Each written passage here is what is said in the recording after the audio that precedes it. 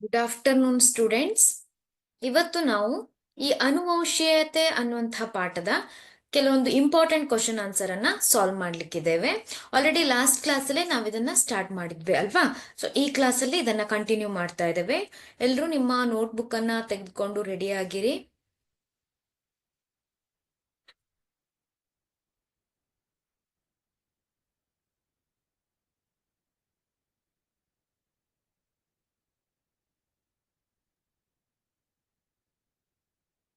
ನೋಡಿ, ನಾವು ಮೆಂಡಲ್ರ ದ್ವಿತಳೀಕರಣ ಪ್ರಯೋಗ ಹಾಗೆ ಏಕತಳೀಕರಣ ಪ್ರಯೋಗ ಇವು ಒಂದು ಪ್ರಯೋಗಗಳ ಮೇಲೆ ಪ್ರಶ್ನೆಯನ್ನ ಸಾಲ್ವ್ ಮಾಡ್ತಾ ಇದ್ವಿ ಅಲ್ವಾ?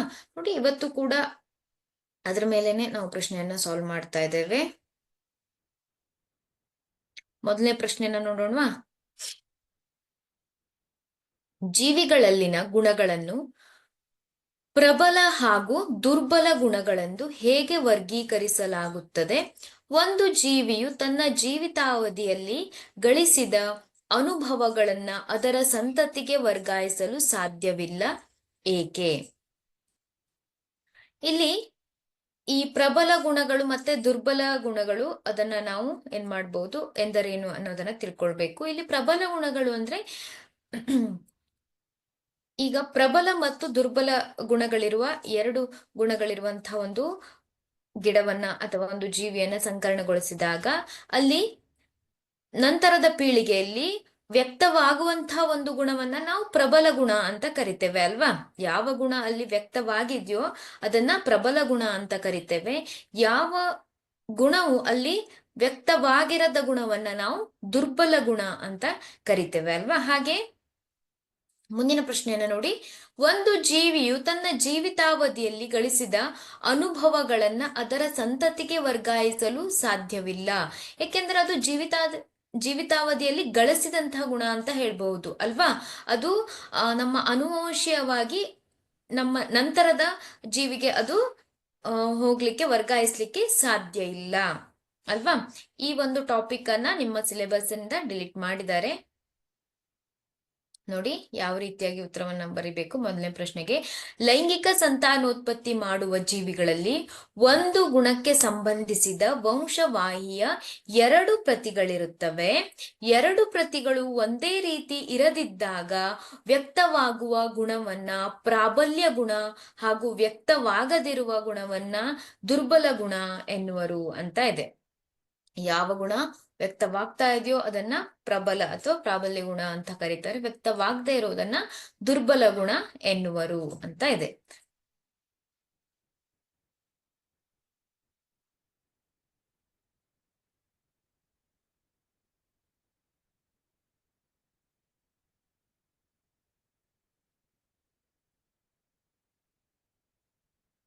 ನೆಕ್ಸ್ಟ್ ಕ್ವಶನ್ ನೋಡಿ.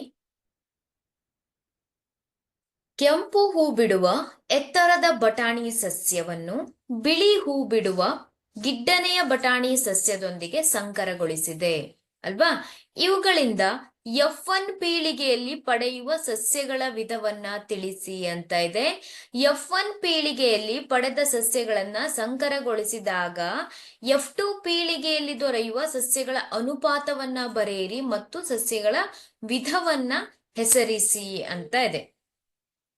ಒಂದು ಸಸ್ಯಗಳ ಅನುಪಾತವನ್ನ ಬರಿಬೇಕು, ಹಾಗೆ ಯಾವ ವಿಧದ ಸಸ್ಯಗಳು ದೊರೆಯುತ್ತವೆ ಅನ್ನೋದನ್ನ ನಾವಿಲ್ಲಿ ಬರಿಬೇಕು. ನೋಡಿ, ಇಲ್ಲಿ ಮೊದಲನೇದಾಗಿ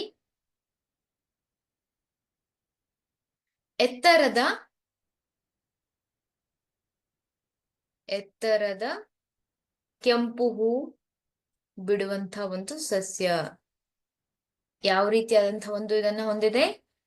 capital T, capital T, capital R ಅಲ್ವಾ? ಹಾಗೆ ಇನ್ನೊಂದು ಕುಬ್ಜವಾದಂಥ ಅಥವಾ ಗಿಡ್ಡ ಕುಬ್ಜ ಬಿಳಿ ಹೂ ಬಿಡುವಂತ ಒಂದು ಸಸ್ಯ ಅಲ್ವಾ? ಇದನ್ನ ನಾವು capital small T small R ಅಂತ ಕೊಟ್ಟಿದ್ದಾರೆ ಇಲ್ಲಿ ಅಲ್ವಾ? ಈಗ ನೋಡಿ,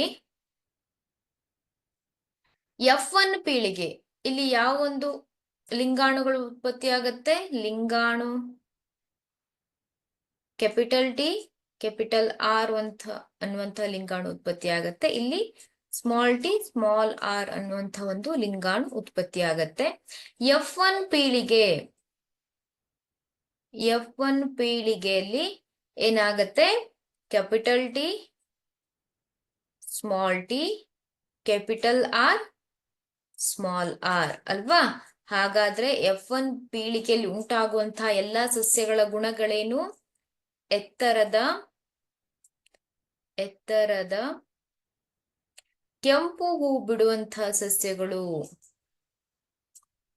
ಎತ್ತರದ ಕೆಂಪು ಹೂ ಬಿಡುವಂತಹ ಸಸ್ಯಗಳು F1 ಪೀಳಿಗೆಯಲ್ಲಿ ಉಂಟಾಗತ್ತೆ. ನೋಡಿ, F1 ಪೀಳಿಗೆಯಲ್ಲಿ ಯಾವ ಸಸ್ಯಗಳು, ಅದರ ಗುಣಗಳನ್ನ ಬರೆಯಿರಿ ಅಂತ ಇದೆ. F1 ಪೀಳಿಗೆ ಸಸ್ಯಗಳು ಎತ್ತರದ ಕೆಂಪು ಹೂಗಳನ್ನ ಬಿಡುವಂತಹ ಸಸ್ಯಗಳು. ಈಗ ನಾನು ಇದನ್ನೇ ಕಂಟಿನ್ಯೂ ಮಾಡ್ತೇನೆ, ಇಲ್ಲಿ ಕ್ಲಿಯರ್ ಮಾಡ್ಕೊಳ್ತೇನೆ. ನೋಡಿ, F1 ಪೀಳಿಗೆಯನ್ನ F2 ಪೀಳಿಗೆಯನ್ನ ಕಂಡುಹಿಡಿಬೇಕು ನೀವು. F2 ಪೀಳಿಗೆ ಬೇಕು ಅಂದ್ರೆ ಏನ್ ಮಾಡ್ಬೇಕು ಅಂದ್ರೆ F1 ಇಂಟು F1 ಅಂದ್ರೆ ಈ ಒಂದು F1 ಪೀಳಿಗೆಯನ್ನ ಏನ್ ಮಾಡ್ಬೇಕು? ಸ್ವಕೀಯ ಪರಾಗಸ್ಪರ್ಶಕ್ಕೆ ಒಳಪಡಿಸ್ಬೇಕು. ನೋಡಿ, ಇಲ್ಲಿ F1 ಪೀಳಿಗೆಯಲ್ಲಿ capital T small T capital R small R ಅಂತ ಇದೆ. ಈ ಸಸ್ಯಗಳನ್ನ ಸ್ವಕೀಯ ಪರಾಗ ಸ್ಪರ್ಶಗೊಳಿಸಿದಾಗ capital T small T capital R small R ಅಂತ ಆಯ್ತು ಅಲ್ವಾ? ಇಲ್ಲಿ ಈ ಎರಡು ಸಸ್ಯಗಳನ್ನ ಸಂಕರಣಗೊಳಿಸಿದಾಗ ಇಲ್ಲಿ ಯಾವ ರೀತಿಯಾದಂತಹ ಒಂದು ಸಸ್ಯಗಳು ಉಂಟಾಗತ್ತೆ F2 ಹಂತದಲ್ಲಿ ಅನ್ನೋದನ್ನ ನೋಡ್ಬೇಕು. ಮೊದಲನೇದಾಗಿ ಯಾವ ರೀತಿಯಾದಂತಹ ಒಂದು ಲಿಂಗಾಣುಗಳು ಉತ್ಪತ್ತಿ ಆಗತ್ತೆ ಈ ಒಂದು ಸಸ್ಯಗಳಲ್ಲಿ ಅಂತ ನೋಡೋಣ. ಕ್ಯಾಪಿಟಲ್ ಟಿ ಕ್ಯಾಪಿಟಲ್ ಆರ್ ಅನ್ನುವಂಥ ಲಿಂಗಾಣು, capital T small R small T capital R ಹಾಗೆ ಸ್ಮಾಲ್ ಟಿ ಸ್ಮಾಲ್ ಆರ್ ಅಲ್ವಾ? ಈ 4 ರೀತಿಯಾದಂತಹ ಲಿಂಗಾಣುಗಳು ಉತ್ಪತ್ತಿ ಆಗತ್ತೆ. ಈ 4 ರೀತಿಯಾದಂತಹ ಲಿಂಗಾಣುಗಳು ಇದೇ ರೀತಿಯಾದಂತಹ ಲಿಂಗಾಣುಗಳೊಂದಿಗೆ ಯಾವ ರೀತಿಯಾಗಿ ಸಂಯೋಗ ಹೊಂದಿ ವಿವಿಧ ಸಸ್ಯಗಳನ್ನ ಉಂಟು ಮಾಡಬಹುದು ಅನ್ನೋದನ್ನ ನಾವು ಚಕ್ಕರ್ ಬೋರ್ಡ್ ಮುಖಾಂತರ ನೋಡೋಣ. ನೋಡಿ, ಈ ಚಕ್ಕರ್ ಬೋರ್ಡ್ ಅನ್ನ ಬಳಸಿದ್ರೆ ನಿಮ್ಗೆ F2 ಹಂತದಲ್ಲಿ F2 ಪೀಳಿಗೆಯಲ್ಲಿ ಉಂಟಾಗುವಂತಹ ಒಂದು ಸಸ್ಯಗಳ ವಿಧವನ್ನ ಕಂಡುಹಿಡಿಯಲಿಕ್ಕೆ ನಿಮ್ಗೆ ತುಂಬಾ ಈಸಿ ಆಗತ್ತೆ. ನೋಡಿ, F2 ಪೀಳಿಗೆಯನ್ನ ಚಕ್ಕರ್ ಬೋರ್ಡ್ ನ ಸಹಾಯದಿಂದ ನಾವೀಗ ನೋಡೋಣ. ನೋಡಿ,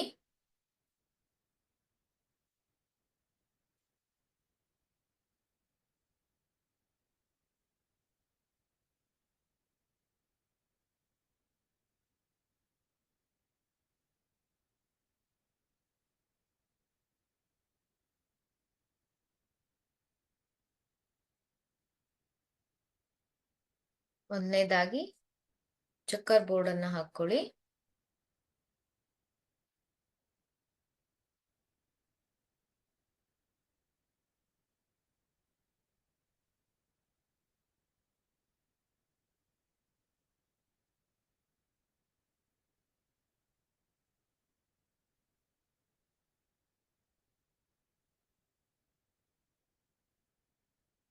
ಈ ರೀತಿಯಾಗಿ ನೀವು ಚಕ್ಕರ್ ಬೋರ್ಡ್ ಅನ್ನ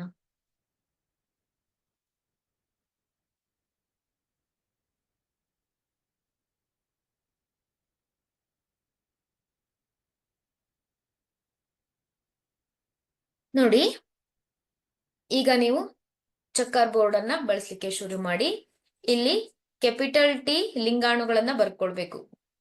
ಕ್ಯಾಪಿಟಲ್ ಆರ್, ಇಲ್ಲಿ capital T small R capital T small T capital R small T small R ಅಲ್ವಾ? ಇಲ್ಲೂ ಕೂಡ ನೋಡಿ, capital T capital R capital T small R small T capital R small T small R ಅಲ್ವಾ? ನೋಡಿ, ಇಲ್ಲಿ ಮೊದಲನೇದಾಗಿ ಈ ಒಂದು ಲಿಂಗಾಣುವನ್ನ ತೆಗೆದುಕೊಳ್ಬೇಕು. Capital T capital T capital R ಅಲ್ವಾ? ಎತ್ತರವಾಗಿರುತ್ತೆ, ಹಾಗೆ ಎತ್ತರದ ಕೆಂಪು ಈ ರೀತಿಯಾಗಿ ಬರೀತೇನೆ. ಎತ್ತರದ ಕೆಂಪು ಹೂವನ್ನ ಬಿಡುವಂತ ಒಂದು ಸಸ್ಯ ಅಲ್ವಾ. ನೋಡಿ ಕ್ಯಾಪಿಟಲ್ ಟಿ, ಇಲ್ಲೂ ಕ್ಯಾಪಿಟಲ್ ಟಿ ಇದೆ, ಇಲ್ಲೂ ಕ್ಯಾಪಿಟಲ್ ಟಿ ಇದೆ, ನಂತರ ಕ್ಯಾಪಿಟಲ್ ಆರ್ ಇದೆ, ಇಲ್ಲಿ ಸ್ಮಾಲ್ ಆರ್ ಇದೆ ಅಲ್ವಾ. ಇದು ಕೂಡ ಎತ್ತರದ ಕೆಂಪು ಹೂ ಬಿಡುವಂತ ಒಂದು ಸಸ್ಯ. ಹಾಗೆ ಇಲ್ಲಿ ನೋಡಿ ಮೂರನೇದಾಗಿ ಇದೇ ಒಂದು ಲಿಂಗಾಣು ಈ ಲಿಂಗಾಣುವಿನೊಂದಿಗೆ ಸಂಯೋಗ ಹೊಂದಾಗ capital T, small T, capital R, ಇಲ್ಲೂ ಕೂಡ ನಾವೇನು ಹೇಳ್ಬೋದು, ಎತ್ತರದ ಕೆಂಪು ಹೂಗಳನ್ನ ಬಿಡುವಂತಹ ಒಂದು ಸಸ್ಯ ಉಂಟಾಗಿದೆ ಅಂತ ಹೇಳ್ಬಹುದು. ಲಾಸ್ಟ್ನೇದಾಗಿ ಕೊನೆಯದಾಗಿ ಈ ಲಿಂಗಾಣುವಿನೊಂದಿಗೆ ಸಂಯೋಗ ಹೊಂದಿದಾಗ capital T, small T, capital R, small R, ಇಲ್ಲೂ ಕೂಡ ಎತ್ತರದ ಕೆಂಪು ಹೂವನ್ನ ಬಿಡುವಂತಹ ಒಂದು ಸಸ್ಯ ಉಂಟಾಗಿದೆ. ನಂತರ ಈ ಎರಡನೇ ಲಿಂಗಾಣುವನ್ನ ನೋಡಿ, ಕ್ಯಾಪಿಟಲ್ ಟಿ, ಹಾಗೆ ಕ್ಯಾಪಿಟಲ್ ಆರ್, ಸ್ಮಾಲ್ ಆರ್, ಇದು ಕೂಡ ಎತ್ತರದ ಕೆಂಪು ಹೂವನ್ನ ಬಿಡುವಂತಹ ಒಂದು ಸಸ್ಯ ಅಲ್ವಾ. ನೆಕ್ಸ್ಟ್ ನೋಡಿ ಕ್ಯಾಪಿಟಲ್ ಟಿ, ಸ್ಮಾಲ್ ಆರ್, ಇಲ್ಲಿ ಕ್ಯಾಪಿಟಲ್ ಟಿ ಇದೆ, ಸ್ಮಾಲ್ ಆರ್ ಇದೆ ಅಲ್ವಾ. ಹಾಗಾದ್ರೆ ಎತ್ತರದ ಸಸ್ಯ ಉಂಟಾಗಿದೆ, ಆದ್ರೆ ಬಿಳಿ ಹೂವನ್ನ ಬಿಡುವಂತ ಒಂದು ಸಸ್ಯ ಉಂಟಾಗಿದೆ. ಎತ್ತರದ ಬಿಳಿ ಹೂವನ್ನ ಬಿಡುವಂತ ಒಂದು ಸಸ್ಯ, ಈ ರೀತಿಯಾಗಿ ಮಾರ್ಕ್ ಮಾಡಿಡ್ತೇನೆ ನಾನು ನೋಡಿ. ನಂತರ capital T, small T, capital R, small R, ಇಲ್ಲೇನಾಗತ್ತೆ, ಇಲ್ಲೂ ಕೂಡ ಎತ್ತರದ ಕೆಂಪು ಹೂವನ್ನ ಬಿಡುವಂತ ಸಸ್ಯ ಉಂಟಾಗಿದೆ. ಕೊನೆಯದಾಗಿ ನೋಡಿ ಕ್ಯಾಪಿಟಲ್ ಟಿ, ಸ್ಮಾಲ್ ಆರ್, ಇಲ್ಲೂ ಕೂಡ ಎತ್ತರದ ಬಿಳಿ ಹೂವನ್ನ ಬಿಡುವಂತ ಒಂದು ಸಸ್ಯ ಉಂಟಾಗಿದೆ ಅಲ್ವಾ, ಎತ್ತರದ ಬಿಳಿ ಹೂವನ್ನ ಬಿಡುವಂತ ಸಸ್ಯ. ಹಾಗೆ ಇಲ್ಲಿ ನೋಡಿ ಈ ಮೂರನೇ ಲಿಂಗಾಣುವನ್ನ ತೆಗೆದುಕೊಳ್ಳಿ, capital T, small T, capital R ಅಲ್ವಾ. ಇಲ್ಲೇನಾಗ್ತಾ ಇದೆ, ಇಲ್ಲೂ ಕೂಡ ಎತ್ತರದ ಕೆಂಪು ಹೂವನ್ನ ಬಿಡುವಂತ ಸಸ್ಯ. ಹಾಗೆ ಇಲ್ಲಿ ನೋಡಿ capital T, small T, capital R, small R, ಇಲ್ಲೂ ಕೂಡ ಎತ್ತರದ ಕೆಂಪು ಹೂವನ್ನ ಬಿಡುವಂತ ಸಸ್ಯ. ಇಲ್ಲಿ ಸ್ಮಾಲ್ ಟಿ ಎರಡು ಕೂಡ, ಇಲ್ಲೂ ಕೂಡ ಸ್ಮಾಲ್ ಟಿ ಇದೆ ಅಲ್ವಾ. ಹಾಗೆ ಕ್ಯಾಪಿಟಲ್ ಆರ್, ಇಲ್ಲೇನಾಗಿದೆ ನೋಡಿ, ಕುಬ್ಜ ಸಸ್ಯ ಉಂಟಾಗಿದೆ, ಗಿಡ್ಡ ಸಸ್ಯ ಉಂಟಾಗಿದೆ, ಗಿಡ್ಡ ಅಂತ ಬರೀತೇನೆ, ಗಿಡ್ಡ ಸಸ್ಯ ಉಂಟಾಗಿದೆ, ಆದ್ರೆ ಕೆಂಪು ಹೂವನ್ನ ಬಿಡ್ತಾ ಇದೆ ಅಲ್ವಾ. ಗಿಡ್ಡ ಸಸ್ಯ ಉಂಟಾಗಿದೆ, ಆದ್ರೆ ಕೆಂಪು ಹೂವನ್ನ ಬಿಡ್ತಾ ಇದೆ ನೋಡಿ. ಈ ರೀತಿಯಾಗಿ ಸ್ಟಾರ್ ಮಾರ್ಕ್ ಅಲ್ಲಿ ನಾನು ಇಟ್ಟಿದ್ದೇನೆ. ನೆಕ್ಸ್ಟ್ ನೋಡಿ small T, capital R, small R, ಇಲ್ಲೂ ಕೂಡ ಗಿಡ್ಡದಾದಂಥ ಕೆಂಪು ಹೂವನ್ನ ಬಿಡುವಂತಹ ಒಂದು ಸಸ್ಯ ಉಂಟಾಗಿದೆ ಅಲ್ವಾ. ನೋಡಿ ಲಾಸ್ಟ್ನೇದಾಗಿ ನೋಡಿ, ಇಲ್ಲಿ capital T, small T, capital R, small R, ಇಲ್ಲೂ ಕೂಡ ಎತ್ತರದ ಕೆಂಪು ಹೂವನ್ನ ಬಿಡುವಂತ ಸಸ್ಯ ಉಂಟಾಗಿದೆ. ಈಗ ಸೆಕೆಂಡ್ ರೋ ನೋಡಿ, ಕ್ಯಾಪಿಟಲ್ ಟಿ, ಸ್ಮಾಲ್ ಆರ್, ಇಲ್ಲೂ ಕೂಡ ಏನಾಗಿದೆ, ಎತ್ತರದ ಗಿಡ ಬಿಳಿ ಹೂವನ್ನ ಬಿಡುವಂತಹ ಒಂದು ಸಸ್ಯ ಉಂಟಾಗಿದೆ ಅಲ್ವಾ. ಹಾಗೆ ನೆಕ್ಸ್ಟ್ ನೋಡಿ ಇಲ್ಲಿ small T, capital R, small R, ಇಲ್ಲೂ ಕೂಡ ಗಿಡ್ಡನೆಯ ಕೆಂಪು ಹೂವನ್ನ ಬಿಡುವಂತಹ ಸಸ್ಯ. ಕೊನೆಯದಾಗಿ ನೋಡಿ ಸ್ಮಾಲ್ ಟಿ, ಸ್ಮಾಲ್ ಆರ್, ಇಲ್ಲಿ ಕುಬ್ಜ ಅಥವಾ ಗಿಡ್ಡ ಸಸ್ಯ ಉಂಟಾಗಿದೆ, ಹಾಗೆ ಬಿಳಿ ಹೂವನ್ನ ಬಿಡುವಂತ ಒಂದು ಸಸ್ಯ ಅಲ್ವಾ. ಈಗ ನೋಡಿ ನಾನು ಇದನ್ನ ಜಸ್ಟ್ ರಬ್ ಮಾಡಿರ್ತೇನೆ. F2 ಹಂತದಲ್ಲಿ ಉಂಟಾಗುವಂತಹ ಒಂದು ಸಸ್ಯಗಳ ವಿಧಗಳನ್ನ ಬರೆಯಿರಿ, ಅವುಗಳ ಅನುಪಾತವನ್ನ ಬರೆಯಿರಿ ಅಂತಾನು ಕೂಡ ಇದೆ ಅಲ್ವಾ. ಸಸ್ಯಗಳ ವಿಧ ನೋಡಿ, ಎತ್ತರದ, ಇಲ್ಲಿ ರೈಟ್ ಮಾರ್ಕ್ ಹಾಕಿರೋದು ನೋಡಿ, ಎತ್ತರದ ಶಾರ್ಟ್ ಆಗಿ ಬರಿತಾ ಇದ್ದೇನೆ. ಕೆಂಪು ಹೂ ಬಿಡುವಂತಹ ಸಸ್ಯಗಳೆಷ್ಟು, ಎತ್ತರದ ಕೆಂಪು ಹೂ ಬಿಡುವಂತಹ ಸಸ್ಯಗಳು, ಇಲ್ಲಿ ರೈಟ್ ಮಾರ್ಕ್ ಹಾಕಿರೋದನ್ನ ಚೆಕ್ ಮಾಡಿ, 1 2 3 4 5 6 7 8 9 ಅಲ್ವಾ. 9 ಎತ್ತರದ ಕೆಂಪು ಹೂಗಳನ್ನ ಬಿಡುವಂತಹ ಸಸ್ಯಗಳು 9 ಇದೆ. ಹಾಗೆ ಎತ್ತರದ ಬಿಳಿ ಹೂವನ್ನ ಬಿಡುವಂತಹ ಸಸ್ಯಗಳು ಎಷ್ಟಿದೆ ನೋಡಿ. ಎತ್ತರದ ಬಿಳಿ ಹೂವನ್ನ ಬಿಡುವಂತಹ ಸಸ್ಯಗಳು ಎಷ್ಟಿದೆ? ಇಲ್ಲಿ ನೋಡಿ, ಈ ತರ ಡಾಟ್ ಮಾರ್ಕ್ ಹಾಕಿದ್ದೇನೆ. 1 2 3 ಅಲ್ವಾ? ಎಷ್ಟಿದೆ? ಎತ್ತರದ ಬಿಳಿ ಹೂವನ್ನ ಬಿಡುವಂತಹ ಸಸ್ಯಗಳು 3 ಇದೆ. ಹಾಗೆ ನಂತರ ಕುಬ್ಜವಾದಂತಹ ಅಥವಾ ನಾನು ಗಿಡ್ಡವಾದಂತಹ ಗಿಡಗಳು ಅಂತ ತೆಗೆದುಕೊಳ್ಳುತ್ತೇನೆ. ಕೆಂಪು ಹೂವನ್ನ ಬಿಡುವಂತಹ ಸಸ್ಯಗಳು, ಗಿಡ್ಡನೆಯ ಗಿಡಗಳು, ಕೆಂಪು ಹೂವನ್ನ ಬಿಡುವಂತಹ ಸಸ್ಯಗಳು ನೋಡಿ, ಸ್ಟಾರ್ ಮಾರ್ಕ್ ಹಾಕಿದ್ದೇನೆ. 1 2 3 ಅಲ್ವಾ? ಎಷ್ಟಿದೆ? 3 ಇದೆ. ಹಾಗೆ ಗಿಡ್ಡವಾದಂತಹ ಗಿಡಗಳು, ಬಿಳಿ ಹೂವನ್ನ ಬಿಡುವಂಥದ್ದು ಎಷ್ಟಿದೆ? ಕೊನೆಯದಾಗಿ 1 ಇದೆ ಅಲ್ವಾ? ಗಿಡ್ಡ ಬಿಳಿ ಹೂವನ್ನ ಬಿಡುವಂತಹ ಸಸ್ಯಗಳು 1 ಇದೆ. ಈ ರೀತಿಯಾಗಿ 4 ವಿಧದ ಸಸ್ಯಗಳನ್ನ ನೀವಿಲ್ಲಿ ನೋಡಬಹುದು. ಹಾಗೆ ಇದರ ಅನುಪಾತವನ್ನ ಬರೆದ್ರೆ 9:3:3:1 ಅಲ್ವಾ? 9 ಎತ್ತರದ ಕೆಂಪು ಹೂವನ್ನ ಬಿಡುವಂತ ಸಸ್ಯಗಳು, 3 ಎತ್ತರದ ಬಿಳಿ ಹೂವನ್ನ ಬಿಡುವಂತ ಸಸ್ಯಗಳು, ಹಾಗೆ ಇನ್ನು 3 ಯಾವುದು? ಕುಬ್ಜ ಕೆಂಪು ಹೂವನ್ನ ಬಿಡುವಂತ ಸಸ್ಯಗಳು, ಇನ್ನೊಂದು ಕುಬ್ಜ ಬಿಳಿ ಹೂವನ್ನ ಬಿಡುವಂತ ಸಸ್ಯಗಳು 1 ಇದೆ ಅಲ್ವಾ? ಈ ರೀತಿಯಾಗಿ ನೀವು ಅನುಪಾತವನ್ನ ಬರಿಬೇಕಾಗತ್ತೆ. ಗೊತ್ತಾಯ್ತಾ? ನೋಡಿ, ಈ ರೀತಿಯಾಗಿ ನೀವು ಇದನ್ನ ಸಾಲ್ವ್ ಮಾಡ್ಬೇಕಾಗತ್ತೆ. ಗೊತ್ತಾಯ್ತಾ?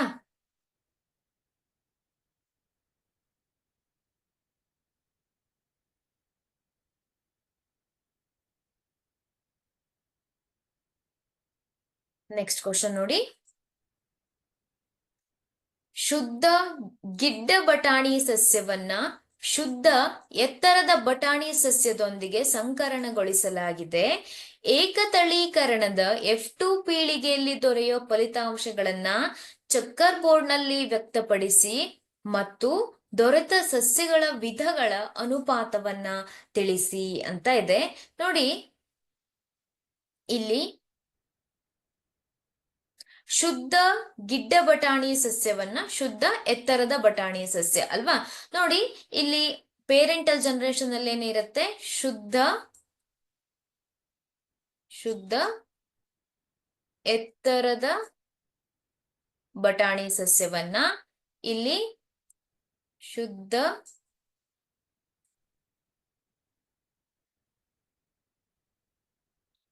ಗಿಡ್ಡ ಬಟಾಣಿ ಸಸ್ಯದೊಂದಿಗೆ ಅಲ್ವಾ? ಗಿಡ್ಡ ಬಟಾಣಿ ಸಸ್ಯದೊಂದಿಗೆ ಸಂಕರಣಗೊಳಿಸಲಾಗಿದೆ. ಇಲ್ಲಿ F1 ಪೀಳಿಗೆಯಲ್ಲಿ ದೊರೆಯುವಂತಹ ಸಸ್ಯಗಳ ವಿಧಗಳನ್ನ ತಿಳಿಸಬೇಕು. ಹಾಗೆ F2 ಪೀಳಿಗೆಯಲ್ಲಿ ದೊರೆಯುವಂತಹ ಸಸ್ಯದ ವಿಧಗಳನ್ನ ಚೆಕ್ಕರ್ ಬೋರ್ಡ್ ನ ಸಹಾಯದಿಂದ ಅಂತ ಕೇಳಿದ್ದಾರೆ. ನೋಡಿ, ಶುದ್ಧ ಎತ್ತರವಾದಂತಹ ಒಂದು ಸಸ್ಯ, ಒಂದು ಕ್ಯಾಪಿಟಲ್ ಟಿ ಅಲ್ವಾ? ಶುದ್ಧ ಅಂತ ಕೊಟ್ಟಿದ್ದಾರೆ, ಆದ್ರಿಂದ ನಾನು ಕ್ಯಾಪಿಟಲ್ ಟಿ, ಟಾಲ್ ಅಲ್ವಾ? ಕ್ಯಾಪಿಟಲ್ ಟಿ ಅಂತ ತೆಗೆದುಕೊಳ್ತಾ ಇದ್ದೇನೆ. ಶುದ್ಧ ಗಿಡ್ಡವಾದಂಥದ್ದು, ಅದರಿಂದ ಸ್ಮಾಲ್ ಟಿ ಅಂತ ಅದರ ಜಿನೋಟೈಪ್ ಅನ್ನ ತೆಗೆದುಕೊಳ್ತಾ ಇದೆ. ಇದು ಯಾವ ರೀತಿಯಾದಂತಹ ಲಿಂಗಾಣುಗಳನ್ನ ಉತ್ಪತ್ತಿ ಮಾಡುತ್ತೆ? ಇಲ್ಲಿ ಕ್ಯಾಪಿಟಲ್ ಟಿ ಅನ್ನುವಂಥ ಒಂದು ಲಿಂಗಾಣು, ಇಲ್ಲಿ ಸ್ಮಾಲ್ ಟಿ ಅಲ್ವಾ? ಈ ರೀತಿಯಾದಂತ ಲಿಂಗಾಣುಗಳನ್ನ ಉತ್ಪತ್ತಿ ಮಾಡುತ್ತೆ.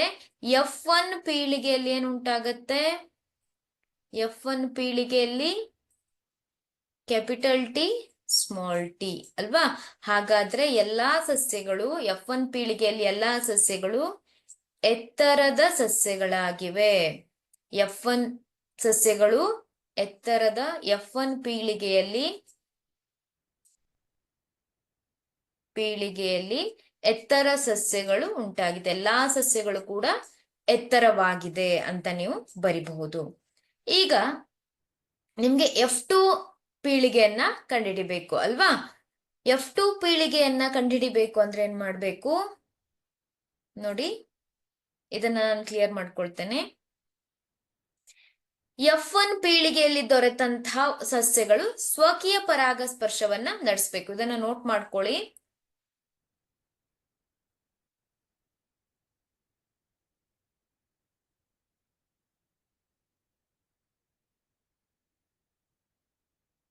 ನೋಡಿ, ಈಗ F2 ಪೀಳಿಗೆಯನ್ನ ಕಂಡುಹಿಡಿಬೇಕು ಅಲ್ವಾ.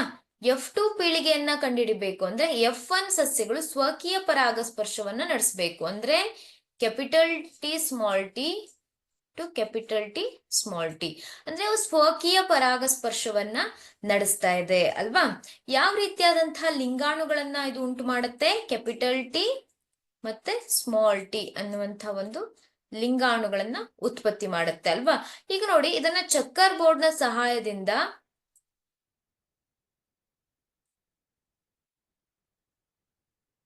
ನಾವಿದನ್ನ ಕಂಡುಹಿಡಿಬಹುದು ನೋಡಿ.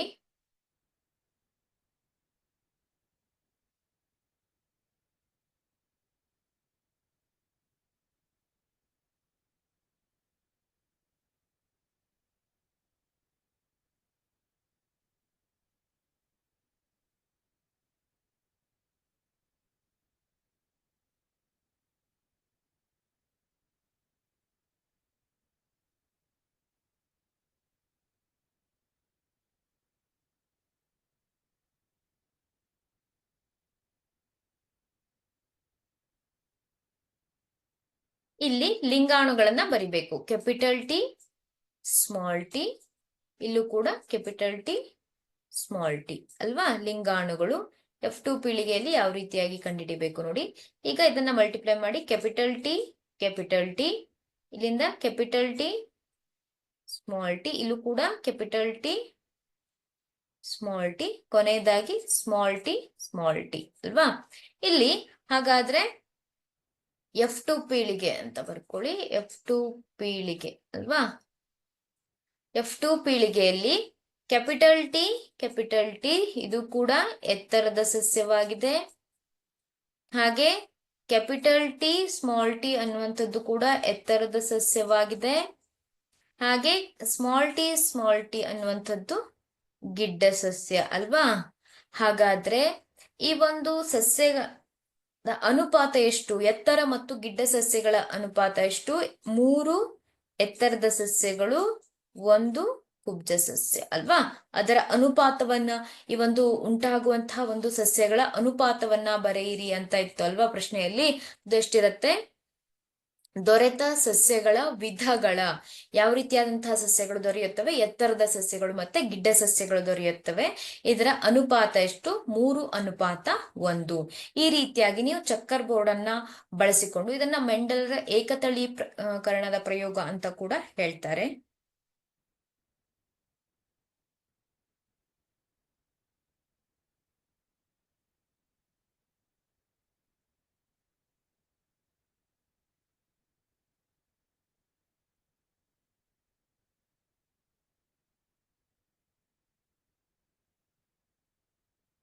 ನೆಕ್ಸ್ಟ್ ಕ್ವಶನ್ಸ್ ನೋಡಿ.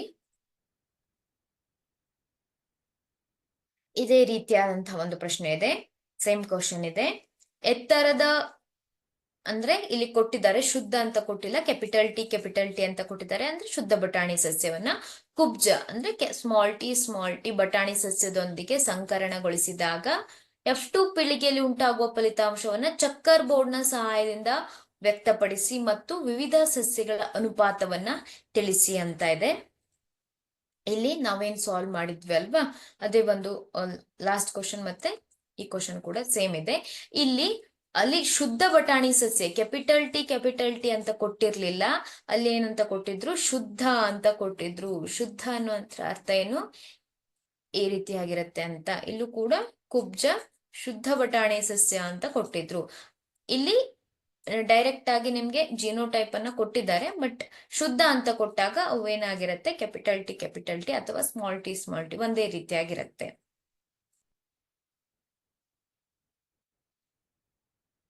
ಪುರುಷನ ಲಿಂಗ ವರ್ಣತಂತುಗಳು ಮತ್ತು ಮಹಿಳೆಯ ಲಿಂಗ ವರ್ಣತಂತುಗಳಿರುವ ವ್ಯತ್ಯಾಸವನ್ನ ಬರೆಯಿರಿ.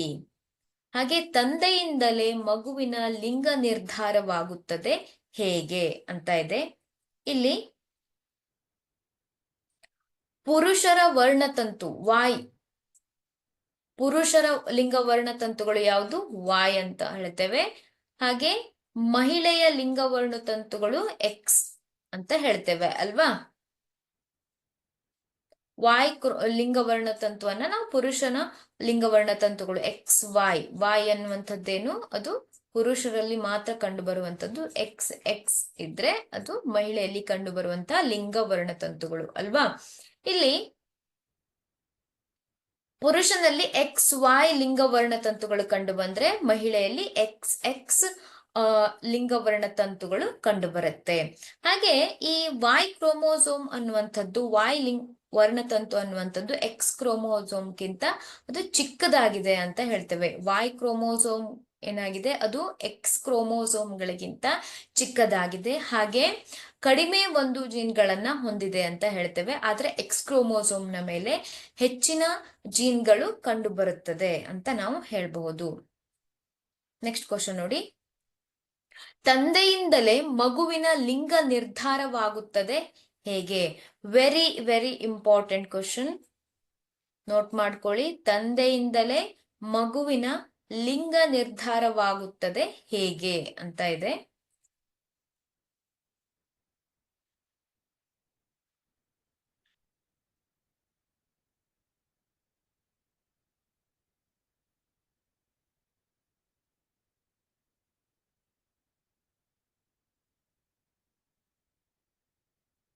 ನೋಡಿ,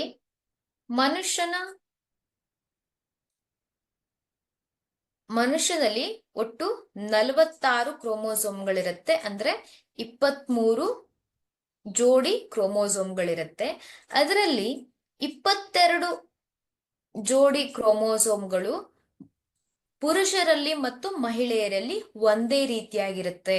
22 ಜೋಡಿ ಕ್ರೋಮೋಸೋಮ್ಗಳು ಮಹಿಳೆಯರಲ್ಲಿ ಮತ್ತೆ ಪುರುಷರಲ್ಲಿ ಒಂದೇ ರೀತಿಯಾಗಿರುತ್ತೆ. ಆದ್ರೆ 23ನೇ ಜೊತೆ ಏನಿದೆ ಅದು ಲಿಂಗ ನಿರ್ಧಾರವನ್ನ ಮಾಡುತ್ತೆ. ಇಲ್ಲಿ XY ಅನ್ನುವಂಥ ಒಂದು ಕ್ರೋಮೋಸೋಮು ಪುರುಷರಲ್ಲಿ, XX ಅನ್ನುವಂಥ ಒಂದು ಕ್ರೋಮೋಸೋಮು ಮಹಿಳೆಯರಲ್ಲಿ ಕಂಡು ಬರುತ್ತೆ. ಹಾಗಾದ್ರೆ ಪುರುಷರಲ್ಲಿ ಲಿಂಗಾಣುಗಳನ್ನ ಉತ್ಪತ್ತಿ ಮಾಡುವಂತಹ ಸಂದರ್ಭದಲ್ಲಿ ಪುರುಷರ ಲಿಂಗಾಣುವಿನಲ್ಲಿ X ಕ್ರೋಮೋಸೋಮ್ ಇರಬಹುದು ಅಥವಾ Y ಕ್ರೋಮೋಸೋಮ್ ಇರಬಹುದು, ಯಾವ್ದಾದ್ರೂ ಒಂದೇ ಇರುತ್ತೆ, X ಅಥವಾ Y ಇರುತ್ತೆ. ಆದರೆ ಅಂಡಾಣುವಿನಲ್ಲಿ, ಮಹಿಳೆಯಲ್ಲಿ ಉತ್ಪತ್ತಿಯಾಗುವಂತಹ ಅಂಡಾಣುವಿನಲ್ಲಿ ಕೇವಲ ಯಾವಾಗಲೂ X ಕ್ರೋಮೋಸೋಮ್ ಮಾತ್ರ ಇರುತ್ತೆ. ಯಾವಾಗ ಈ X ಕ್ರೋಮೋಸೋಮ್ ಹೊಂದಿರುವಂತಹ ವೀರ್ಯಾಣು ಈ X ಕ್ರೋಮ್ ಇರುವಂತಹ ಒಂದು ಅಂಡಾಣುವಿನೊಂದಿಗೆ ನಿಷೇಚನಗೊಂಡಾಗ ಅಲ್ಲಿ XX ಅಂದರೆ ಆ ಒಂದು ಜೀವಿಯ ಲಿಂಗ ಏನಾಗಿರುತ್ತೆ, ಅದು ಹೆಣ್ಣಾಗಿರುತ್ತೆ. ಅಕಸ್ಮಾತ್ ಆಗಿ ನಿಮ್ಗೆ ಈ Y ಕ್ರೋಮೋಸೋಮ್ ಹೊಂದಿರುವಂತಹ ಈ ಒಂದು ಲಿಂಗಾಣು X ಕ್ರೋಮೋಸೋಮ್ ಹೊಂದಿರುವಂತಹ ಒಂದು ಲಿಂಗಾಣುವಿನೊಂದಿಗೆ ನಿಷೇಚನಗೊಂಡರೆ ಅಲ್ಲಿ ಆ ಒಂದು ಮಗು ಗಂಡಾಗಿ ಬೆಳೆಯುತ್ತದೆ ಅಂತ ಹೇಳ್ಬಹುದು. ಇದನ್ನ ನಾನು ಜಸ್ಟ್ ನಿಮ್ಗೆ ಅರ್ಥ ಆಗುವಂತಹ ಒಂದು ರೀತಿಯಲ್ಲಿ ಹೇಳಿದ್ದೇನೆ. ನೀವು ಇದನ್ನ ನಿಮ್ಮ ಸೆಂಟೆನ್ಸ್ ವೈಸ್ ಇದನ್ನ ಬರ್ಕೊಳ್ಬೇಕು.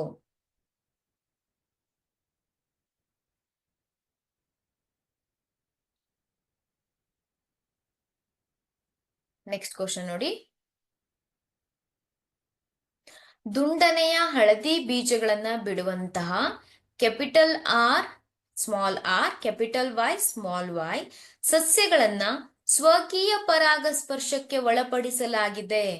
ದ್ವಿತಳೀಕರಣದ F2 ಪೀಳಿಗೆಯಲ್ಲಿ ದೊರೆಯುವಂತಹ ಫಲಿತಾಂಶವನ್ನ ಚೆಕ್ಕರ್ ಬೋರ್ಡ್ನ ಸಹಾಯದಿಂದ ವ್ಯಕ್ತಪಡಿಸಿ F2 ಪೀಳಿಗೆಯಲ್ಲಿ ಬರುವ ಸಸ್ಯಗಳ ವಿಧವನ್ನ ತಿಳಿಸಿ ಅಂತ ಇದೆ. ನೋಡಿ, ಇಲ್ಲಿ ದುಂಡನೆಯ ಹಳದಿ ಬೀಜವನ್ನ ಉತ್ಪತ್ತಿ ಮಾಡುವಂತಹ ಒಂದು ಸಸ್ಯ, ನೋಡಿ ಈ ರೀತಿಯಾಗಿ ಬರ್ಕೊಳ್ಳೋಣ. ದುಂಡನೆಯ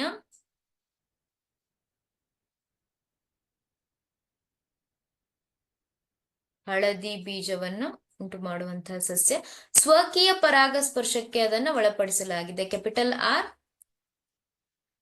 ಕ್ಯಾಪಿಟಲ್ Y ಸ್ಮಾಲ್ y ಅಲ್ವಾ. ಇದನ್ನ ಸ್ವಕೀಯ ಪರಾಗಸ್ಪರ್ಶಕ್ಕೆ ಒಳಪಡಿಸಿದಾಗ ನೋಡಿ, ಇದು ಕೂಡ ದುಂಡನೆಯ ಹಳದಿ ಬಣ್ಣ, capital R small r capital Y small y ಅಲ್ವಾ. ಈಗ ನೋಡಿ, ಇಲ್ಲಿ ಯಾವ ರೀತಿಯಾದಂತಹ ಲಿಂಗಾಣುಗಳು ಉತ್ಪತ್ತಿ ಆಗತ್ತೆ ಅಂದ್ರೆ capital R, capital Y, capital R, small Y, small R, capital Y, small Y ಅಲ್ವಾ. ಇಲ್ಲೂ ಕೂಡ capital R, capital Y, capital R, small Y, small R, capital Y, R Y ಅಲ್ವಾ. ಈ ರೀತಿಯಾದಂತಹ ಲಿಂಗಾಣುಗಳು ಉಂಟಾಗತ್ತೆ. ಇಲ್ಲಿ ಉಂಟಾಗುವಂತಹ ಒಂದು ಸಸ್ಯಗಳ ವಿಧವನ್ನ ನಾವು ಚೆಕ್ಕರ್ ಬೋರ್ಡ್ ನ ಸಹಾಯದಿಂದ ಕಂಡುಹಿಡಿಬಹುದು ಅಲ್ವಾ. ಯಾವ ರೀತಿಯಾದಂತಹ ಸಸ್ಯಗಳು ಇಲ್ಲಿ ಉಂಟಾಗ್ತಾ ಇದೆ ಅನ್ನುವಂಥದ್ದನ್ನ ಈ ಒಂದು ಚೆಕ್ಕರ್ ಬೋರ್ಡ್ ನ ಸಹಾಯದಿಂದ ಈಸಿಯಾಗಿ ಕಂಡುಹಿಡಿಬಹುದು. ನೋಡಿ, ಚೆಕ್ಕರ್ ಬೋರ್ಡ್ ನ ಸಹಾಯದಿಂದ ಯಾವ ರೀತಿಯಾಗಿ ಮಾಡೋಣ ಅಂದ್ರೆ ನೋಡಿ,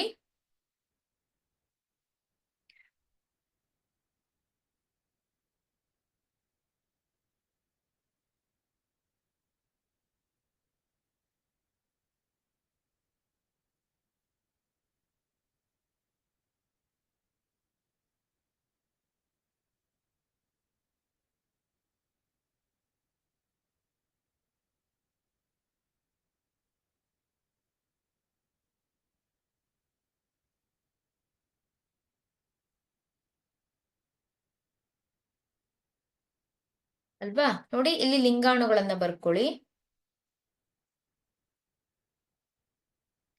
capital R,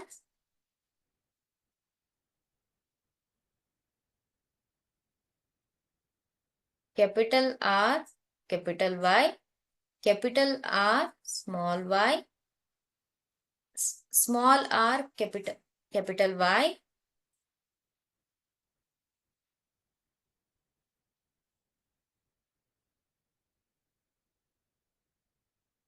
small R, small Y ಅಲ್ವಾ. ಹಾಗೆ capital R, capital Y, capital R, small Y, small R, capital Y, small Y ಅಲ್ವಾ. ಇದು F2 ಪೀಳಿಗೆಯಲ್ಲಿ ಬರುವಂತಹ ಒಂದು ಸಸ್ಯಗಳ ಅನುಪಾತ ಅಂತ ಹೇಳ್ಬಹುದು. ನೋಡಿ, ಇಲ್ಲಿ ನೀವು ಏನ್ ಮಾಡ್ತಾ ಹೋಗ್ಬೇಕು, ಮಲ್ಟಿಪ್ಲೈ ಮಾಡ್ತಾ ಹೋಗ್ಬೇಕು ಅಲ್ವಾ. ಅಂದ್ರೆ ಕೂಡಿಸಿ ಬರಿತಾ ಹೋಗ್ಬೇಕು. Capital R, capital R, capital Y, capital Y ದುಂಡಾದ ಹಳದಿ ಬೀಜವನ್ನ ಉತ್ಪತ್ತಿ ಮಾಡುವಂತಹ ಸಸ್ಯ. ಹಾಗೆ capital R, capital R, capital Y, sorry, capital R, capital R, capital Y, small Y.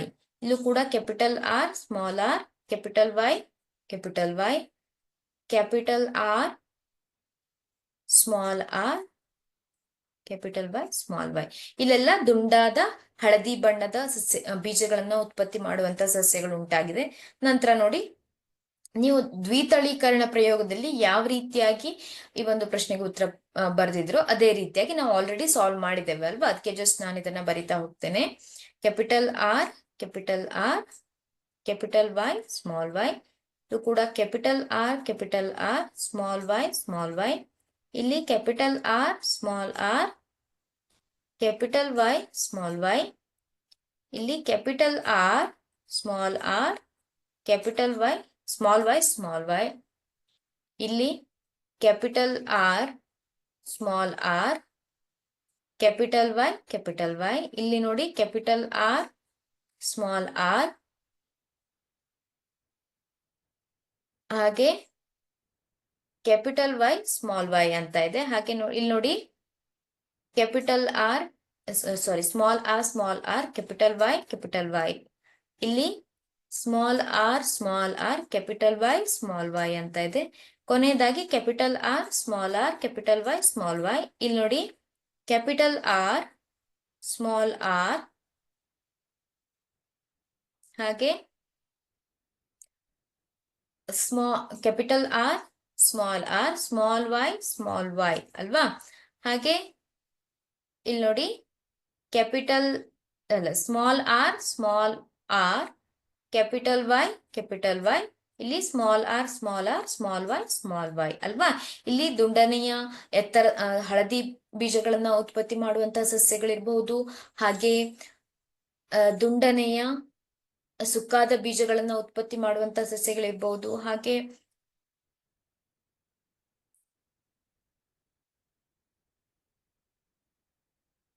ನೋಡಿ ಯಾವ ರೀತಿಯಾದಂತಹ ಒಂದು ಸಸ್ಯಗಳ ಉಂಟಾಗತ್ತೆ F2 ಹಂತದಲ್ಲಿ. ದುಂಡನೆಯ ಹಳದಿ, ದುಂಡನೆಯ ಹಳದಿ ಬಣ್ಣದ ಸಸ್ಯಗಳು R ಮತ್ತೆ Y ಇದ್ರೆ ಆ ಸಸ್ಯಗಳು ದುಂಡನೆಯ ಹಳದಿ ಬಣ್ಣದ ಸಸ್ಯ.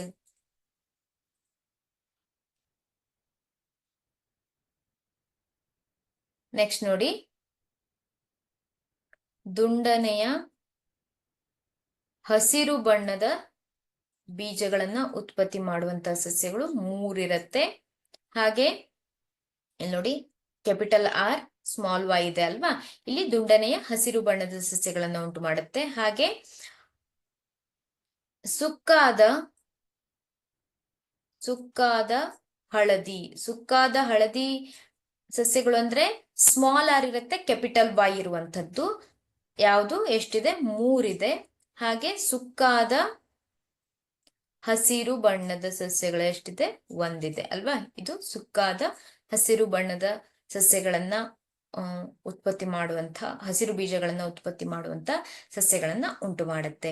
ಈ ರೀತಿಯಾಗಿ F2 ಹಂತದಲ್ಲಿ ಸಸ್ಯಗಳು ಉಂಟಾಗತ್ತೆ. ನೋಡಿ, ಪ್ರಶ್ನೆಯನ್ನ ಸರಿಯಾಗಿ ನೋಟ್ ಮಾಡ್ಕೊಳ್ಳಿ.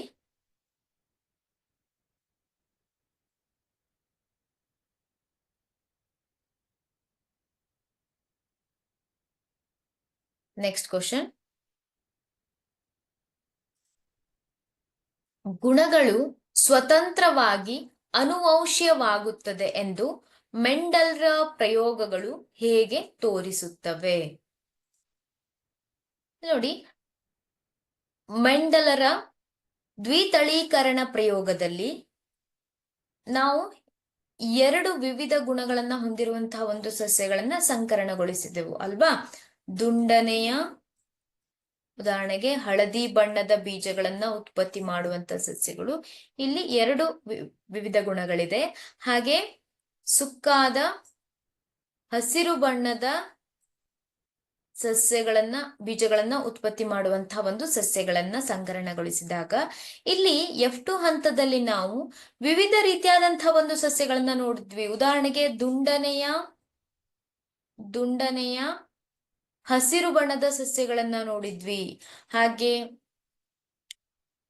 ಸುಕ್ಕಾದ ಹಳದಿ ಬಣ್ಣದ ಸಸ್ಯವನ್ನ ನೋಡಿದ್ವಿ, ಸುಕ್ಕಾದ ಹಸಿರು ಬಣ್ಣದ ಸಸ್ಯಗಳನ್ನ ನೋಡಿದ್ವಿ. ಆದ್ರಿಂದ ಈ ಪ್ರತಿಯೊಂದು ಗುಣಗಳೇನಾಗಿರುತ್ತೆ, ಅವು ಸ್ವತಂತ್ರವಾಗಿರುತ್ತೆ. ಹಾಗೆ ಆ ಒಂದು ಗುಣಗಳು ಮುಂದಿನ ಒಂದು ಹಂತಕ್ಕೆ ಅನುವಂಶೀಯವಾಗತ್ತೆ ಅನ್ನೋದನ್ನ ನಾವು ಹೇಳ್ಬಹುದು. ಮೆಂಡಲರ ದ್ವಿತಳೀಕರಣದ ಪ್ರಯೋಗಗಳು ಗುಣಗಳು ಸ್ವತಂತ್ರವಾಗಿ ಅನುವಂಶೀಯವಾಗತ್ತೆ ಅನ್ನೋದನ್ನ ತೋರಿಸುತ್ತವೆ. ಇದನ್ನ ನೀವು ಡೀಟೇಲ್ ಆಗಿ ಬರಿಬೇಕಾಗತ್ತೆ.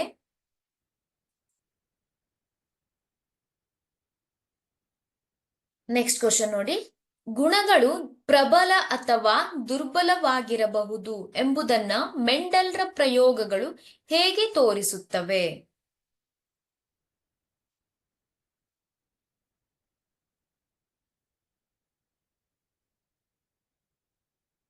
ಮೆಂಡಲರ ಏಕತಳೀಕರಣ ಪ್ರಯೋಗದಲ್ಲಿ ನಾವು ಏನನ್ನ ನೋಡಬಹುದು, ಯಾವ ಗುಣಗಳು ವ್ಯಕ್ತವಾಗಿದ್ಯೋ ಅವುಗಳನ್ನ ಪ್ರಬಲ ಗುಣಗಳು ಅಂತ ಕರೆದ್ವಿ. ಯಾವ ಗುಣಗಳು ಆ ಒಂದು ಹಂತದಲ್ಲಿ ವ್ಯಕ್ತವಾಗಿಲ್ವೋ ಅದನ್ನ ನಾವು ದುರ್ಬಲ ಗುಣಗಳು ಅನ್ನೋದನ್ನ ನೋಡಿದ್ವಿ. ನೆಕ್ಸ್ಟ್ ಕ್ವಶನ್ ನೋಡಿ, ಒಂದು ಗುಣ ಅಲೈಂಗಿಕವಾಗಿ ಪುನರುತ್ಪಾದನೆ ನಡೆಸುವ ಪ್ರಭೇದವೊಂದರ ಜೀವಿ ಸಂದಣೆಯ 10ರಷ್ಟಿರುತ್ತದೆ, 10%. ಮತ್ತೊಂದು ಗುಣ ಅದೇ ಸಮೂಹದ 60ರಷ್ಟಿದೆ. ಯಾವ ಗುಣ ಮೊದಲು ಹುಟ್ಟಿಕೊಂಡಿರಬಹುದು ಅನ್ನುವಂತಹ ಒಂದು ಪ್ರಶ್ನೆ ಇದೆ. ಗುಣ ಬಿ ಮೊದಲು ಹುಟ್ಟಿಕೊಂಡಿರಬಹುದು, ಏಕೆಂದರೆ ಅಲೈಂಗಿಕ ಸಂತಾನೋತ್ಪತ್ತಿಯಲ್ಲಿ DNA ಪ್ರತೀಕರಣದಲ್ಲಿನ ಸಣ್ಣ ತಪ್ಪುಗಳ ಕಾರಣದಿಂದ ಬಹಳ ಚಿಕ್ಕ ವ್ಯತ್ಯಾಸಗಳು ಮಾತ್ರ ಉಂಟಾಗತ್ತೆ. ಈ ರೀತಿಯಾದ ದೊಡ್ಡ ವ್ಯತ್ಯಾಸಗಳು ಉಂಟಾಗೋದಿಲ್ಲ. ಆದ್ರಿಂದ ಬಿ ಗುಣ ಮೊದಲು ಹುಟ್ಟಿಕೊಂಡಿರಬಹುದು. ನೋಡಿ, ನೆಕ್ಸ್ಟ್ ಕ್ವಶನ್ ನೋಡಿ, ಮಾನವರಲ್ಲಿ ಮಗುವಿನ ಲಿಂಗ ನಿರ್ಧರಣೆಗೆ ತಂದೆಯು ಹೇಗೆ ಕಾರಣನಾಗುತ್ತಾನೆ? ಈ ಒಂದು ಪ್ರಶ್ನೆಯನ್ನ ರಿಪೀಟೆಡ್ ಆಗಿ ಬೇರೆ ಬೇರೆ ಕ್ವಶನ್ ಪೇಪರ್ ಅಲ್ಲಿ ಕೇಳಿದ್ದಾರೆ. ಪ್ಲೀಸ್ ಈ ಕ್ವಶನ್ ಪೇಪರ್ ಅನ್ನ ನೋಟ್ ಮಾಡ್ಕೊಳ್ಳಿ, ಹಾಗೆ ಉತ್ತರವನ್ನ ಪ್ರಾಕ್ಟೀಸ್ ಮಾಡಿ.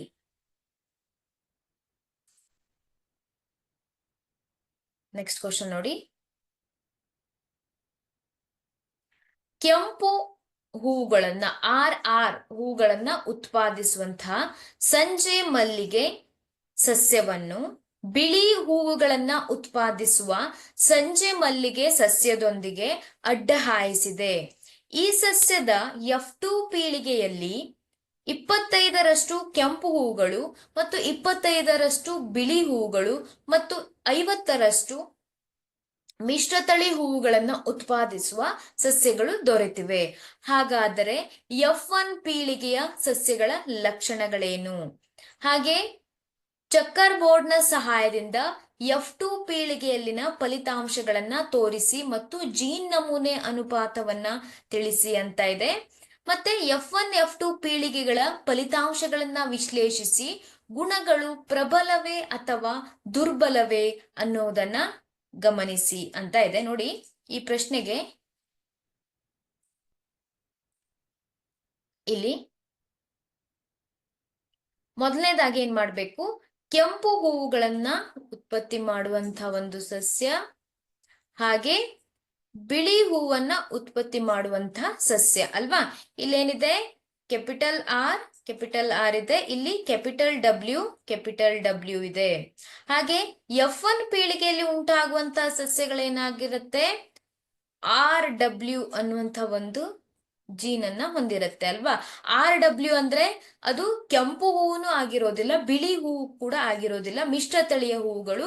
ಇಲ್ಲಿ ಗುಲಾಬಿ ಬಣ್ಣದ ಹೂವುಗಳು ಅಂತ ನಾನು ತೆಗೆದುಕೊಳ್ತೇನೆ. ಗುಲಾಬಿ ಅದು ಮಿಶ್ರ ಬಣ್ಣದ ಹೂವು ಅಂತ ನಾವು ಹೇಳ್ಬಹುದು ಅಲ್ವಾ. ಮಿಶ್ರತಳಿ ಹೂವುಗಳು ಅಂತ ಹೇಳ್ಬಹುದು. ಆರ್ ಮತ್ತೆ ಕ್ಯಾಪಿಟಲ್ ಡಬ್ಲ್ಯೂ ಇದೆ, ಆದ್ರಿಂದ ಮಿಶ್ರತಳಿ ಹೂವುಗಳು ಅಂತ ಹೇಳ್ಬಹುದು. ಈಗ ಏನ್ ಮಾಡಿದರೆ, F1 ಪೀಳಿಗೆಯಲ್ಲಿ ದೊರೆತಿರುವಂತಹ ಒಂದು ಸಸ್ಯಗಳನ್ನ ಸ್ವಕೀಯ ಪರಾಗಸ್ಪರ್ಶಕ್ಕೆ ಒಳಪಡಿಸಿದಾಗ, ನೋಡಿ F2 ಪೀಳಿಗೆಯಲ್ಲಿ ಈ ಒಂದು ಸಸ್ಯಗಳನ್ನ ಸ್ವಕೀಯ ಪರಾಗಸ್ಪರ್ಶಕ್ಕೆ ಒಳಪಡಿಸಿದಾಗ capital R, capital W, capital R, capital W ಅಲ್ವಾ. ಇವು ಯಾವ ರೀತಿ ಆರ್ ಮತ್ತೆ ಡಬ್ಲ್ಯೂ ಅನ್ನುವಂತ ಒಂದು ಲಿಂಗಾಣುಗಳನ್ನ ಉತ್ಪತ್ತಿ ಮಾಡುತ್ತದೆ ಅಲ್ವಾ. ಇವುಗಳನ್ನ ನಾವು ಚಕ್ಕರ್ ಬೋರ್ಡ್ ನ ಸಹಾಯದಿಂದ ನೋಡೋಣ. ನೋಡಿ, ನಾನು ಇದನ್ನ ಕ್ಲಿಯರ್ ಮಾಡ್ತೇನೆ. ನೆಕ್ಸ್ಟ್ ಚಕ್ಕರ್ ಬೋರ್ಡ್ ಅನ್ನ ಡ್ರಾ ಮಾಡ್ತೇನೆ. ನೋಡಿ, ಇಷ್ಟನ್ನ ನೀವು F1 ಹಂತವನ್ನ ನೋಡಿದ್ರಿ. F1 ಪೀಳಿಗೆಯಲ್ಲಿ ಏನಾಗಿರುತ್ತೆ, capital R, capital W, capital R, capital W ಅಂದ್ರೆ ಸ್ವಕೀಯ ಪರಾಗಸ್ಪರ್ಶಕ್ಕೆ ಒಳಪಟ್ಟಾಗ ನೋಡಿ, ಇಲ್ಲಿ ಕ್ಯಾಪಿಟಲ್ ಆರ್, ಕ್ಯಾಪಿಟಲ್ ಡಬ್ಲ್ಯೂ ಅನ್ನುವಂತಹ ಲಿಂಗಾಣುಗಳು ಉತ್ಪತ್ತಿ ಆಗತ್ತೆ ಅಲ್ವಾ. Capital R, capital W. ನೋಡಿ, ಈ ಒಂದು ಸ್ವಕೀಯ ಪರಾಗಸ್ಪರ್ಶಗೊಳಿಸಿದಾಗ capital R, capital R, R W, ಇಲ್ಲೂ ಕೂಡ ಆರ್ ಡಬ್ಲ್ಯೂ, ಇಲ್ಲೂ ಕೂಡ ಡಬ್ಲ್ಯೂ ಅಲ್ವಾ. ಇಲ್ಲಿ ಕ್ಯಾಪಿಟಲ್ ಆರ್ ಇರುವಂತದ್ದು ನೋಡಿ, F2 ಹಂತದಲ್ಲಿ ಕೊಟ್ಟಿದ್ದಾರೆ. 4 ಹೂಗಳಲ್ಲಿ 1 ಹೂ ಮಾತ್ರ ಕೆಂಪು ಉಂಟಾಗಿದೆ, ಅಂದ್ರೆ 25% ಅಂತ ಕೊಟ್ಟಿದ್ದಾರೆ ಅಲ್ವಾ. ನೋಡಿ, ಡಬ್ಲ್ಯೂ ಇರುವಂತದ್ದು ಬಿಳಿ ಹೂವು ಅಂತ ಹೇಳ್ತೇವೆ, ಅದು ಕೂಡ 25%. RW ಅನ್ನುವಂಥದ್ದು ಅದನ್ನ ನಾವು ಮಿಶ್ರತಳಿ ಹೂವುಗಳನ್ನ ಉತ್ಪತ್ತಿ ಮಾಡುವಂತಹ ಒಂದು ಸಸ್ಯ ಎಷ್ಟಿದೆ, 50%. ಅಂದರೆ 2 ಹೂವುಗಳೇನಾಗ್ತಾ ಇದೆ, 2 ಗಿಡಗಳು, 4ರಲ್ಲಿ 2 ಗಿಡಗಳು ಮಿಶ್ರತಳಿ ಹೂವುಗಳನ್ನು ಉತ್ಪತ್ತಿ ಮಾಡ್ತಾ ಇದೆ. ಹಾಗಾದ್ರೆ F1 ಮತ್ತು F2 ಪೀಳಿಗೆಗಳ ಫಲಿತಾಂಶಗಳನ್ನ ವಿಶ್ಲೇಷಿಸಿ ಗುಣಗಳು ಪ್ರಬಲವೇ ಮತ್ತು ದುರ್ಬಲವೇ ಅಂತ ನಿರ್ಧರಿಸಿ ಅಂತ ಇದೆ. ಇಲ್ಲಿ ಕೆಂಪು ಅಥವಾ ಬಿಳಿ ಈ ಹೂವುಗಳು ಹೂವನ್ನ ಉತ್ಪತ್ತಿ ಮಾಡುವಂತ ಸಸ್ಯಗಳು, ಅಥವಾ ಈ ಕೆಂಪು ಹೂವನ್ನ ಉತ್ಪತ್ತಿ ಮಾಡುವಂತ ಸಸ್ಯ ಇರಬಹುದು ಅಥವಾ ಬಿಳಿ ಹೂವನ್ನ ಉತ್ಪತ್ತಿ ಮಾಡುವಂತ ಸಸ್ಯ ಇರಬಹುದು, ಅದು ಪ್ರಬಲ ಅಲ್ಲ. ಮತ್ತೊಂದು ಗುಣವನ್ನ ಅದು ಏನ್ ಮಾಡ್ಲಿಲ್ಲ, ಅದು ಸಪ್ರೆಸ್ ಮಾಡ್ಲಿಲ್ಲ ಅಲ್ವಾ. ಆ ಒಂದು ಗುಣ ವ್ಯಕ್ತವಾಗೋದನ್ನ ಅದು ತಡೆಯಲಿಲ್ಲ. ಆದ್ರಿಂದ ಅದನ್ನ ನಾವು ದುರ್ಬಲ ಅಥವಾ ಪ್ರಬಲ ಗುಣ ಅಂತ ಹೇಳಲಿಕ್ಕೆ ಸಾಧ್ಯ ಇಲ್ಲ. ಇಲ್ಲಿ ಜೀನ್ ನಮೂನೆ ಅನುಪಾತ ಅಂದ್ರೆ ಇಲ್ಲಿ ಕೆಂಪು ಆರ್ ಅನ್ನುವಂಥದ್ದು ಎಷ್ಟಿದೆ, 1 ಇದೆ. RW ಅನ್ನುವಂಥದ್ದು ಎಷ್ಟಿದೆ, 2 ಇದೆ. ಡಬ್ಲ್ಯೂ ಅನ್ನುವಂಥದ್ದು ಎಷ್ಟಿದೆ, 1 ಇದೆ ಅಲ್ವಾ. ಹಾಗಾದ್ರೆ 1:2:1 ಎಷ್ಟು ಕೆಂಪು ಹೂವುಗಳನ್ನ ಉತ್ಪತ್ತಿ ಮಾಡುವಂತಹ ಸಸ್ಯ, ಹಾಗೆ ಮಿಶ್ರತಳಿ ಗುಲಾಬಿ ಅಂತ ಇಟ್ಕೊಳ್ಳಿ, ಮಿಶ್ರತಳಿ ಹೂವುಗಳನ್ನ ಉತ್ಪತ್ತಿ ಮಾಡುವಂತ ಸಸ್ಯ, ಬಿಳಿ ಹೂವುಗಳನ್ನ ಉತ್ಪತ್ತಿ ಮಾಡುವಂತ ಸಸ್ಯ. ಇದರ ಅನುಪಾತ, ಜೀನ್ ನಮೂನೆ ಅನುಪಾತ ಎಷ್ಟಿದೆ? ಮಿಶ್ರತಳಿ ಹೂವನ್ನ ಉತ್ಪತ್ತಿ ಮಾಡುವಂತದ್ದು 2 ಅಲ್ವಾ? ಈ ರೀತಿಯಾಗಿ ನೀವು ಈ ಒಂದು ಫಲಿತಾಂಶವನ್ನ ಕಂಡುಹಿಡಿಬೇಕು. ತುಂಬಾ ಇಂಪಾರ್ಟೆಂಟ್ ಆಗಿರುವಂತಹ ಒಂದು ಪ್ರಶ್ನೆ. ಓಕೆ, ಸೊ ನಾನಿಲ್ಲಿ ಕ್ಲಾಸ್ ಅನ್ನ ಸ್ಟಾಪ್ ಮಾಡ್ತಾ ಇದ್ದೇನೆ. ನೆಕ್ಸ್ಟ್ ಕ್ಲಾಸ್ ಅಲ್ಲಿ ನಾವು ಕಂಟಿನ್ಯೂ ಮಾಡೋಣ. Thank you.